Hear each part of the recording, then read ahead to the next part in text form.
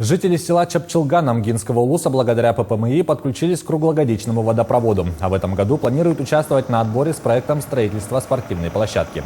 В программе поддержки местных инициатив жители села Чапчелган участвуют каждый год, инициируя наиболее жизненные и актуальные для них проекты во благо развития родного села. Так, в 2021 году они участвовали с проектом водопровода и выиграли субсидию в сумме 1,5 миллиона рублей. Общая стоимость проекта составила 2 миллиона рублей, из которых 500 тысяч софинансировали спонсоры, население и бюджет муниципального образования.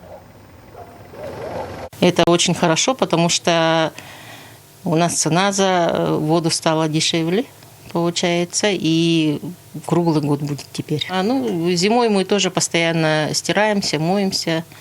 Дом у нас благоустроенный, горячая и холодная вода есть, а вот горячая вода как раз сейчас с водопровода идет. Некоторые говорят, что она темная такая вначале была, но мы сильно не заметили разницы. Для нас вообще это незаметно прошло. Очень радует, что наш наследник участвовал в ППМИ.